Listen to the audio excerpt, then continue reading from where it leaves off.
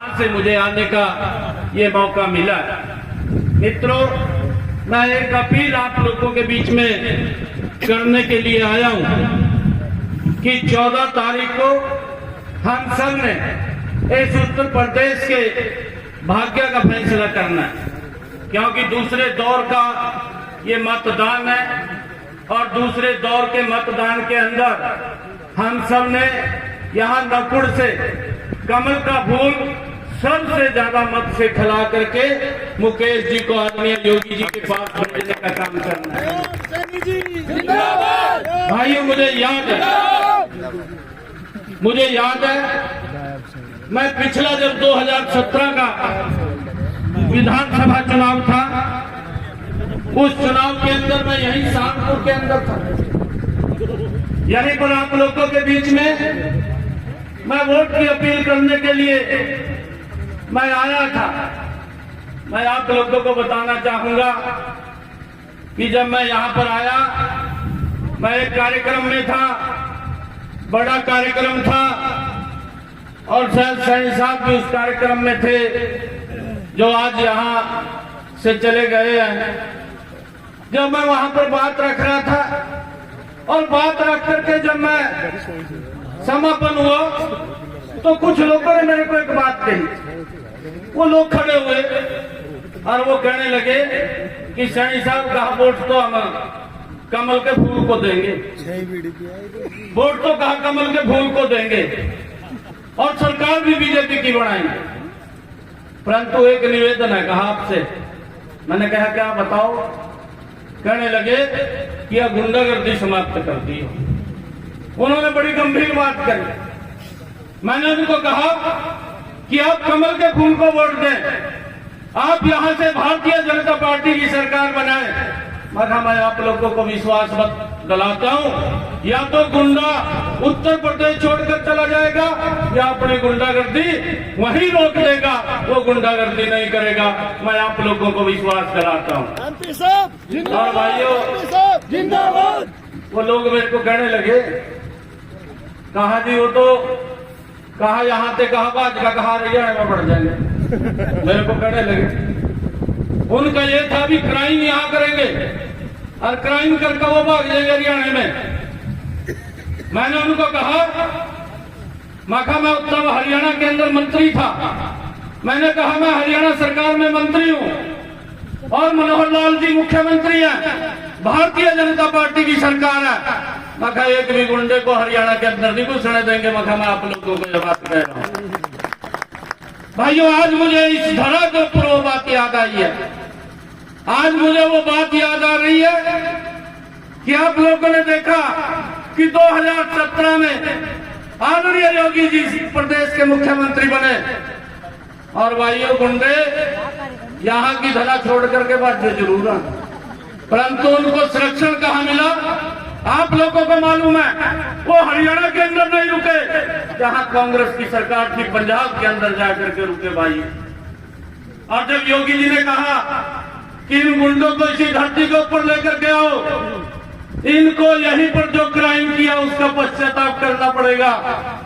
और भाइयों, वहां की सरकार ने कहा, मेडिकल रिपोर्ट दी, योगी जी को कहने लगे, कहा इसका तो पैरालाइज हो रहा, ये तो चल नहीं सकता, का स्ट्रेचर के ऊपर पड़ेगा।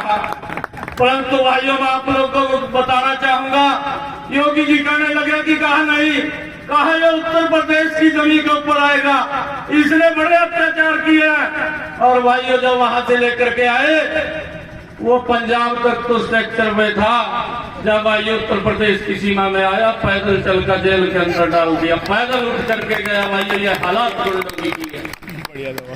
ये लोग भाइयों, ये लोग क्राइम को बढ़ावा देने वाले लोग हैं, जिन लोगों के साथ हाथ मिलाया है जाकर मैंने देखा है। मैं आपको बताना चाहूंगा, मैं पिछले लगातार 5-6 दिनों से उत्तर प्रदेश के अंदर मैं अलग अलग क्षेत्र के अंदर जा रहा हूं। आज लोगों में इस बात की संतोष है, इस बात की संतुष्टि है कि भाई ये गुंडागर्दी अगर समाप्त की है तो ये योगी जी ने की है, भारतीय जनता पार्टी ने की है। भाई इस बात को लेकर के संतोष। परंतु भाइयों, कुछ लोग अपने स्वार्थ के लिए भाइयों ऐसे गुंडों के साथ हाथ मिला लेते।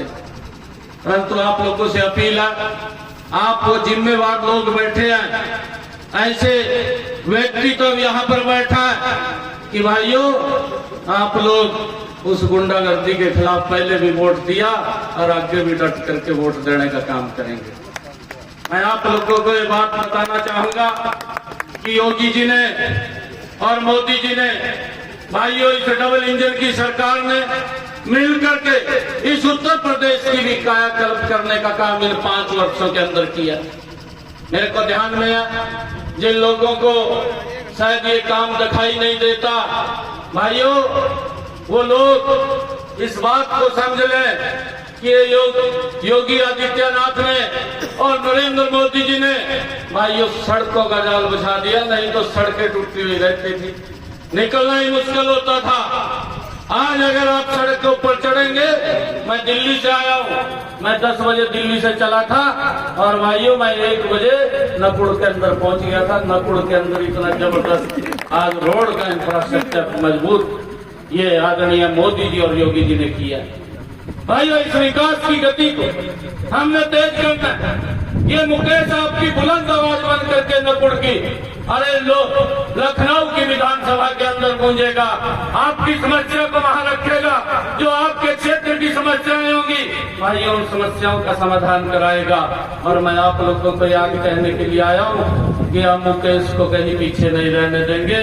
मैं भी आदरणीय योगी जी से बात करके, आदरणीय नड्डा जी और प्रधानमंत्री अमित शाह जी से बात करके इसको मजबूत करने का काम करेंगे। आप इसको मजबूत करिए, आप इसको मजबूत करिए, हम इसको पूरा मजबूत करने का काम करेंगे।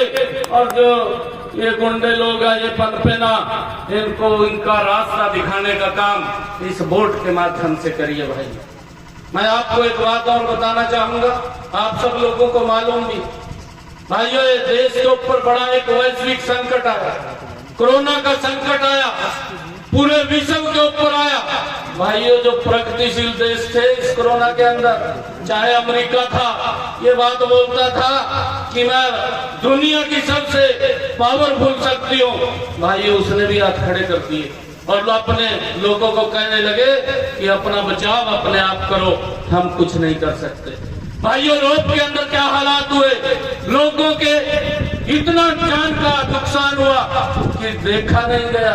ये हालात पूरे विश्व के अंदर हुए, परंतु देश के लोकप्रिय प्रधानमंत्री नरेंद्र मोदी जी की जो ये दूरगामी सोच थी और उन्होंने देश के लोगों से बातचीत की और बातचीत करके यहाँ पर उस नुकसान से हमको बचाया।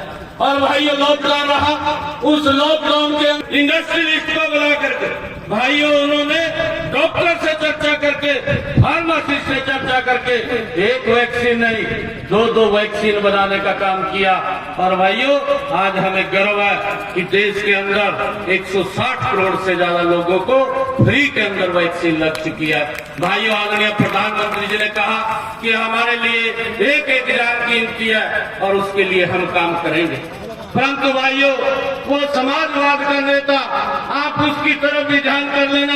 आज आप लोगों को ध्यान में आ जाएगा, जब वो लोग आप लोगों के बीच में आएंगे उनको भी इस बात को पूछना, अरे भाइयों जब इस देश के ऊपर ये वैश्विक संकट था और विपक्ष की एक भूमिका होती है, विपक्ष की भूमिका होती है कि जब देश के ऊपर कोई संकट आ जाए भाइयों उसको हम मिलकर के सामना करेंगे।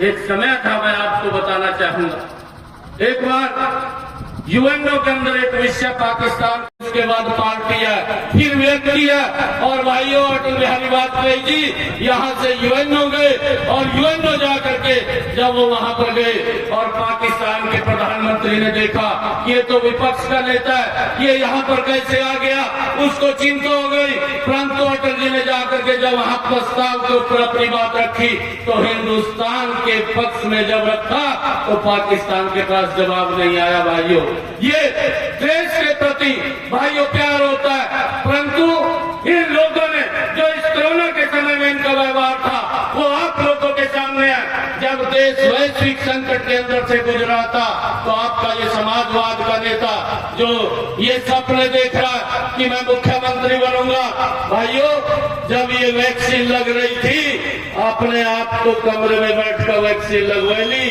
और लोगों को बोल रहा है कि ये तो मोदी की वैक्सीन है। भाइयों, आज उस बात का जवाब देने का समय हमारे पास आ गया कि हम ऐसे व्यक्ति को, भाइयों, जो इस देश का नुकसान करना चाहता है, इस देश के लोगों का नुकसान करना चाहता है, ऐसे व्यक्ति को भाइयों आज जवाब देने का मौका है। मेरी आप सबसे अपील है कि आप 14 तारीख को अपना एक कीमती वोट, हम घर नहीं बैठे और लगातार हम लोगों के घरों में जाकर जो आदरणीय योगी जी ने, आदरणीय प्रधानमंत्री जी ने काम किए, भाइयों, योगी जी ने जो यहाँ पर समाजवाद के समय में गन्ने की पेमेंट नहीं मिलती थी, मैं देख रहा था कि योगी जी ने इन 5 वर्षों के अंदर 1,40,000 करोड़ रुपया ज्यादा गन्ने की पेमेंट किया। आज लोगों को, किसान को ये दिक्कत नहीं है कि उसकी पेमेंट के लिए, भाइयों, हमारी सरकार लगातार हर वर्ग के बारे में चिंता कर रही है। माननीय प्रधानमंत्री जी ने, भाइयों, दिल्ली में बैठ करके उस गरीब की चिंता किया जो 2014 से पहले अगर किसी को गंभीर बीमारी हो जाती थी, इलाज के लिए पैसा नहीं होता था, माननीय प्रधानमंत्री नरेंद्र मोदी जी ने, भाइयों, वो सम्मान उस गरीब व्यक्ति को दिया कि बड़े हॉस्पिटल के अंदर अगर कोई व्यक्ति इलाज कराता है और उसी बड़े हॉस्पिटल के अंदर आयुष्मान कार्ड दे करके गरीब व्यक्ति भी इलाज करा सकता है। भाइयों, 1 साल के अंदर 5 लाख रुपए तक का इलाज कराने का जो उन्होंने लाभ दिया है, वो हमने नीचे लोगों के बीच में जाकर के बताना है। भाइयों, इतने सारे काम हर वर्ग को कहीं ना कहीं योजनाओं का लाभ सरकार की तरफ से दिया गया है। मेरी आप सबसे अपील है कि 14 तारीख को हम सब घर न बैठे और लगातार एक व्यक्ति तक जाकर के जो काम सरकार ने किया उन कामों के बारे में नीचे चर्चा करें और उनको बताएं और कमल का फूल यहाँ पर खिलाने का काम करें। मैं आज आप लोगों के बीच में एक बात कह करके जा रहा हूँ, आप इस बात को गंभीरता से लेना कि भाइयों, आप लोग कमल का फूल खिला करके रखिए। दुनिया की कोई ताकत नहीं है कि हिंदुस्तान को विश्व गुरु न बना सके। आज ऐसा नेतृत्व आप लोगों के पास है कि आज दुनिया का सिरमौर अगर कोई है, जो सम्मान नरेंद्र मोदी जी ने दिया, भाइयों, वो सम्मान आज तक इस देश को नहीं मिला। तो मेरी आप सबसे यही अपील है कि आप लगातार, भाइयों, लोगों के बीच में जाकर के यहाँ से मुकेश जी को, भाइयों, कमल का फूल आप खिलाएंगे। मुकेश जी यहाँ से विधायक बनेंगे और आपकी आवाज को लखनऊ के अंदर जाकर के इस क्षेत्र के विकास के लिए, इस क्षेत्र के रोजगार के लिए, बहनों की सुरक्षा के लिए, भाइयों, लगातार ये काम करेगा। आप सबका बहुत बहुत धन्यवाद। जय हिंद, जय भारत।